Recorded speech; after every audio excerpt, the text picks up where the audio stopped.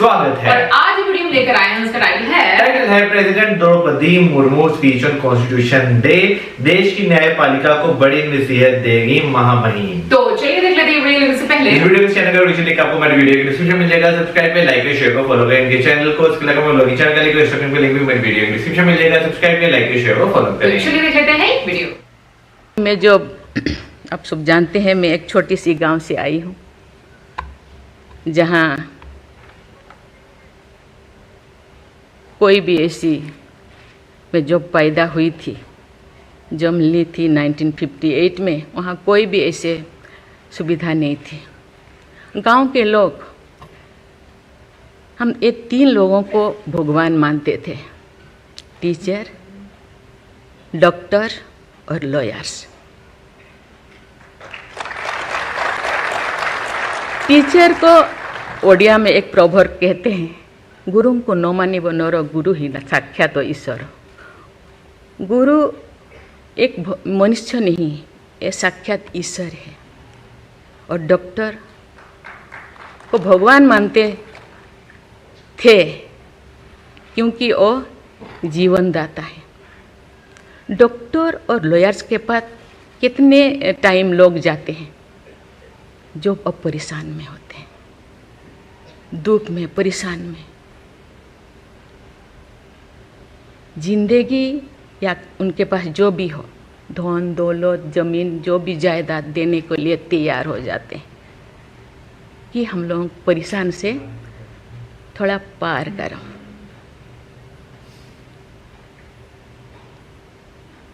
जो मैं एमएलए बनी तो भाग्य से मुझे होम स्टैंडिंग कमेटी का चेयरमैन बनाया गया। मुझे पूरा राज्य में जितने भी प्रिजन, जितने भी जेल था, मुझे घूमने को मौका मिला। ऐसे नहीं कि मुझे भेजा गया, मैं जानना चाहती थी वहाँ लोग कौन लोग वहाँ होते हैं, क्या करते हैं, क्या खाते हैं, कैसे जीते हैं, कैसे कैसे परेशानी में, क्यों, क्या वो गुनाह किया, क्या क्राइम किया, क्यों यहाँ पड़े हैं। कोई 10 साल से, कोई 20 साल से, कोई 25 साल से, कोई 30 साल से जिंदगी वहाँ वो बिता रहे थे। आप सब जानते हैं स्टैंडिंग कमेटी का काम है रिपोर्ट देना। मैंने आके सभी होम डिपार्टमेंट के जितने भी ऑफिसर्स को मैं बुलाती थी, मीटिंग करती थी, डीजीपी को कहती थी, सीएम को जाके अपना जो भी अनुभव मैं बताती थी। थोड़ा बहुत कुछ हुआ, लेकिन जो मैं चाहती थी वो नहीं हो पाया। लेकिन भाग्य से मुझे गवर्नर बनाया गया। इसी तरह की, ऐसे पीछे वाला स्टेट में, जैसे कि ओडिशा जैसे पीछे है, ऐसे ही मुझे झारखंड में बनाया गया, गवर्नर बनाया गया। मुझे एक मौका मिला कि सुप्रीम हाई कोर्ट जजों के साथ एक जज यहीं पे, हाई कोर्ट जज यहीं पे बैठे हैं, बॉस जी, मैंने देख रही हूँ। 4-5 ऐसे चीफ जस्टिस के साथ मुझे काम करने का, वार्ता करने का मुझे मौका मिला। वीरेंद्र सिंह मुझे तो शपथ दिलाए थे, उनसे भी मैं बात की, लेकिन वो ज़्यादा दिन उनका हो गया टेन्योर, तो मेरे साथ नहीं काम किया। लेकिन 2-3 इनके साथ भी बात की, लेकिन ये भी ज़्यादा दिन नहीं, वो तो यहाँ आ गए। लेकिन ऐसे 2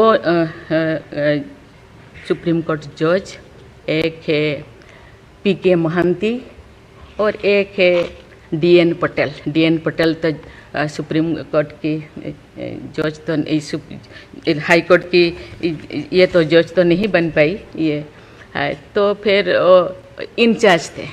लेकिन वो बहुत ही, उनको मैं अप्रिशिएट करना चाहूँगी। मुझे पता नहीं आपका क्या ख्याल है, मुझे तो उनके ऊपर बहुत अच्छा ख्याल है। मैं अपने बातें मैंने कहने लगी, तो क्योंकि मैं थोड़ा उनके लिए कुछ करना चाहिए आप लोगों को, क्योंकि कौन लोग हैं जेल में, कौन लोग हैं, ना उनको फंडामेंटल राइट्स के बारे में पता है, ना उनको प्रिएम्बल के बारे में पता है, ना फंडामेंटल ड्यूटी के बारे में पता है। थोड़ा बहुत कुछ कर दिया, किसी को थप्पड़ मार दिया। अब जानते हैं वहाँ के लोग थोड़ा खाने पीने में, दूसरा चीज़ खाने पीने में माहिर होते हैं, है ना। थोड़ा बहुत कुछ ऐसे कर दिया, किसी को थप्पड़ मार दिया, क्या क्या दफा लगा दिया जो लगाना नहीं चाहिए, लेकिन वो सब क्योंकि आजकल ऐसे बहुत सारा होता है, तो ये सालों साल उनको छुड़ाते नहीं हैं। उसका कारण जो भी बचा कुचा है ना घर पे, जमीन जायदाद जो भी अपना यूटेंसिल और ख़त्म हो जाएगा, इसीलिए जाते नहीं, छुड़ाते नहीं। मैंने बोली इनके लिए तो कुछ करना होगा, केवल सी सिविल जो लोग ये नहीं है। आप जानते हैं गवर्नर चांसलर होते हैं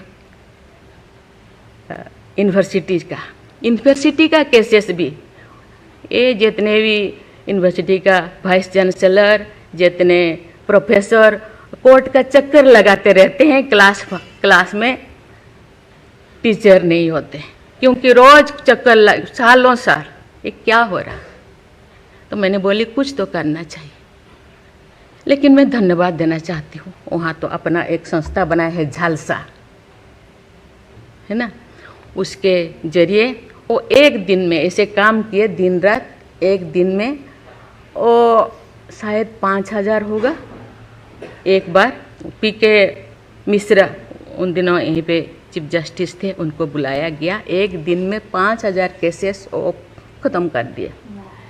सेकेंड टाइम फिर ऐसे ही लिए आपका हायर एजुकेशन का, वहाँ का भी उनको लीम का बुक ऑफ रिकॉर्ड में उनका नाम दर्ज हो गया। वो DN पटेल पूरा भागे भागे आई, हम लोगों को ये किया, मुझे ऐसे करते रहा, क्योंकि उन लोगों को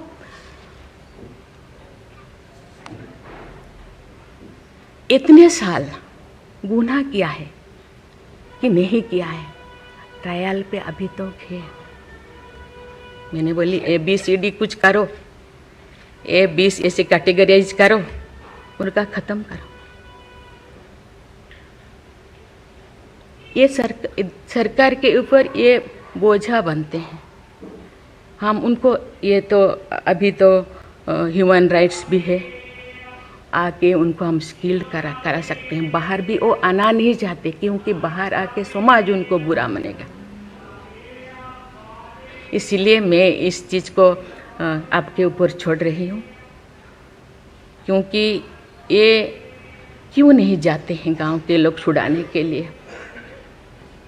बहुत सारे लोग क्या क्या करते हैं पता नहीं, जिंदगी ही ख़त्म कर देते हैं, लेकिन बाहर में घूमते हैं।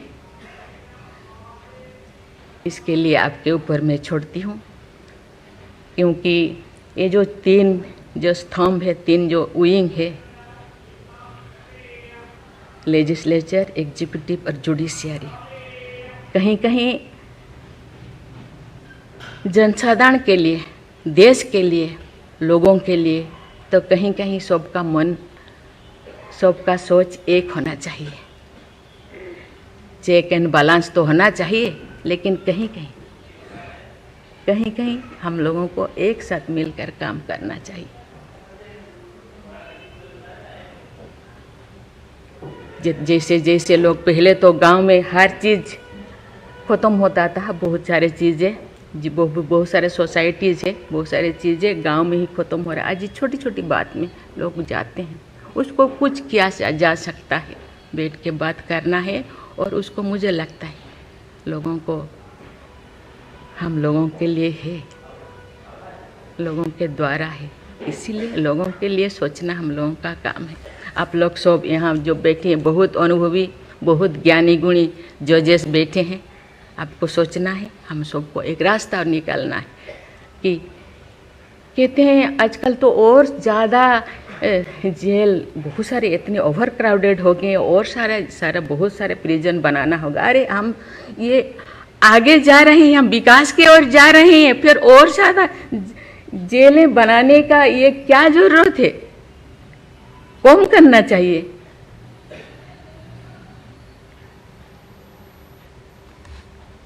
मैं सब आपके ऊपर छोड़ रही हूँ। यहाँ लॉ मिनिस्टर है और आप सब जो जैसे मैं अपनी बात को अधूरा रखी, बाकी जो नहीं बोल रही हूँ वो चीज़ को आप समझिए।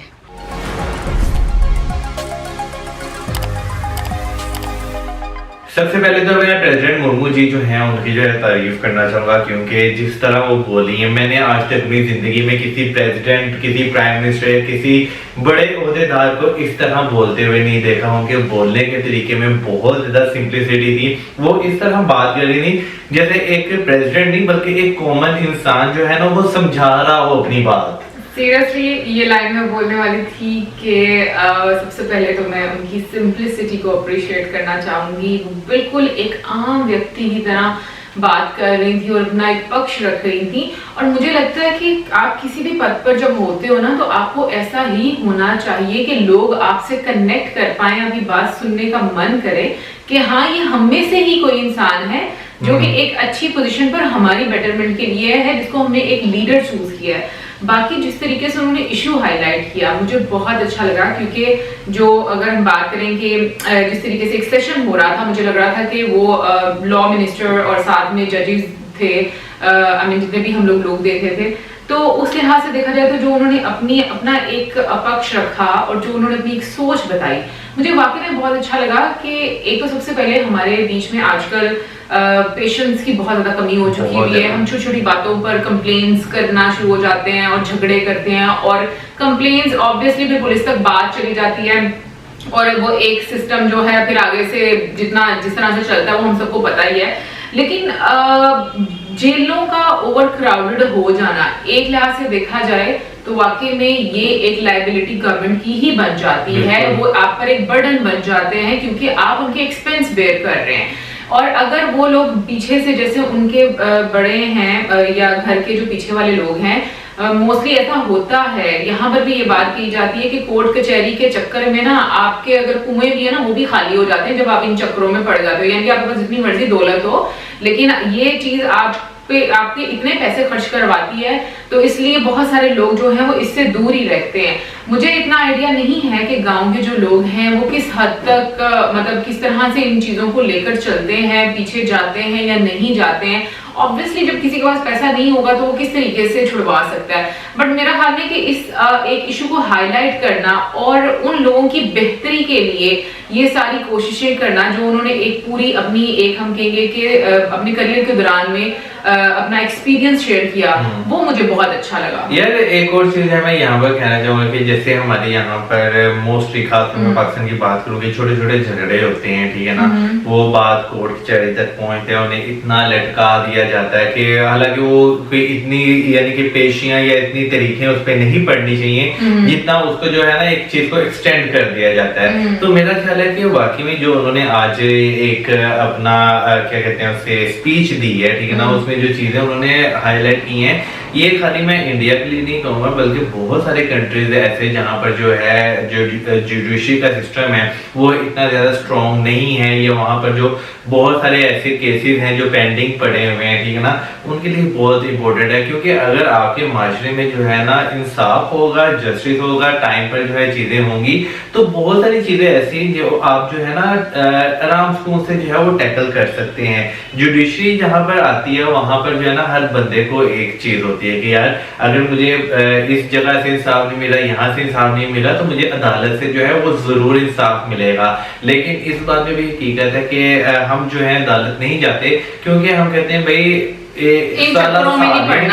साल जो है कोर्ट जाओ, चक्कर लगाओ, आपके बहुत सारे ऐसे काम जो पेंडिंग रह जाते हैं, तो ये चीज हकीकत है। अच्छा, वैसे यहाँ पर मैं एक चीज क्लियर कर दूं, मतलब हमारे जो व्यूवर्स हैं उनके लिए भी और मौजम के लिए भी, आई डोंट नो मौजम को पता है कि नहीं पता, बट आई थिंक जो इंडिया का जहां तक मैंने देखा है जुडिशरी सिस्टम जो है वो बहुत ज्यादा स्ट्रॉन्ग है। वहां पर जो डिसीजन ले लिया जाता है उसको फॉलो किया जाता है। मैं एग्जैक्टली वही चीज क्लियर कर रही हूँ कि जो केसेस पेंडिंग में चले जाते हैं, क्योंकि ऑब्वियसली ये चीज मैंने भी मतलब काफी सारे वीडियोस में देखी है, बड़ी है कि बहुत सारे केसेस होते हैं और जजेस उस लिहाज से मतलब उतने ज्यादा जजेस जो हैं वो मतलब हायर नहीं होते, तो वो जो केसेस हैं वो पेंडिंग में चले जाना शुरू हो जाते हैं। बट मैं यहाँ पर ये भी बात कर रही हूँ कि हर कंट्री का जुडिशरी सिस्टम भी इतना स्ट्रॉन्ग नहीं होता, कहीं पर ऐसा भी होता है कि जो कि कंट्रोल्ड रहते हैं, और उसकी हमने बहुत सारी लाइव एग्जांपल्स भी देखी हैं। बट खैर यहाँ पर इशू जो है वो मैं यहाँ पर ये कहूंगी कि मैंने कभी भी एक प्रेसिडेंट को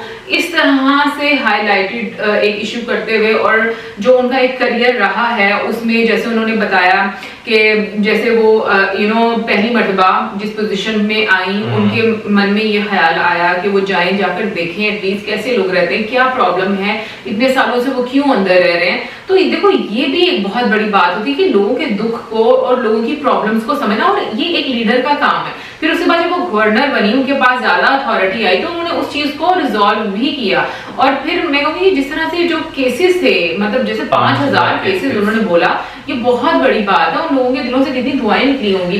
but being a society I think ये हमारी भी जिम्मेदारी बनती है कि हम भी फिर जो बाहर लोग आते हैं ना, उनको ये ना करेंगे अगर वो बाहर निकल कर आ गए तो बस एक दाग लग गया और हम उनको अच्छा ना समझे या हम उनकी कैरेक्टर असैसिनेशन करना शुरू कर दें।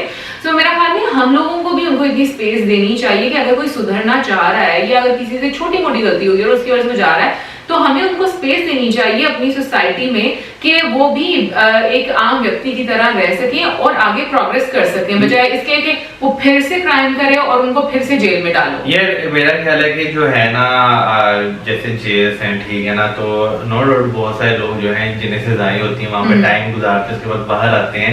तो मेरा ख्याल है उस टेन्योर को जो है ना गवर्नमेंट को उस टेन्योर को यूटिलाइज करवाना चाहिए। उन्हें जो है ऐसे कोई स्किल्ड प्रोग्राम सिखाने चाहिए कि बाहर निकल के वो बजाय इसके कि उनके पास कोई ऑप्शन ना हो, ये चीज उनके पास ऑप्शन होने चाहिए। वो चीजों को जो अंदर सीख के आए हैं उन्हें बाहर की दुनिया में आकर इम्प्लीमेंट कर सके, अपनी लाइफ का एक रीस्टार्ट ले सके। अच्छा से देखा जाए ना, अगर एक आम व्यक्ति सोचे तो मुझे लगता है कि ये एक आम इंसान पर बर्डन पड़ता है, और उसकी रीजन मैं बताती हूँ कि इस तरह से जहां तक मैं समझ पा रही हूँ कि अगर मान लो कि क्राइम अगर ज्यादा होते हैं, ठीक है, और किसी भी कारण के और किसी भी टाइप के, तो लोग जेलों में जाएंगे, उनका जो खर्चा है वो गवर्नमेंट उठाएगी, गवर्नमेंट पे बर्डन पड़ेगा, गवर्नमेंट हमसे टैक्स लेगी और हम पे बर्डन पड़ेगा। सो देखा जाए तो ये एक चेन है। सो इसी चेन को मुझे लगता है कि हम लोगों को सही करने में गवर्नमेंट का साथ भी देना चाहिए, और उन लोगों को भी एक पॉजिटिव साइड पर लाने के लिए मुझे लगता है कि हम लोगों की रिस्पॉन्सिबिलिटी बनती है। और मुझे पता है कि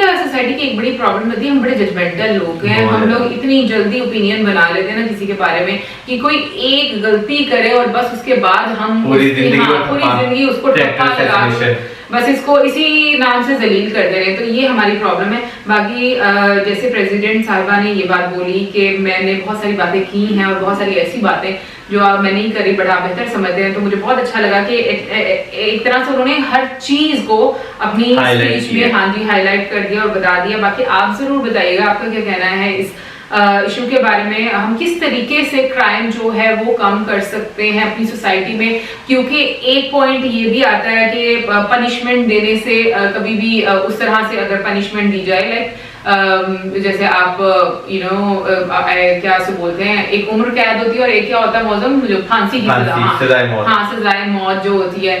सो बहुत सारे लोग ये भी बोलते हैं कि इस तरह से नहीं होना चाहिए।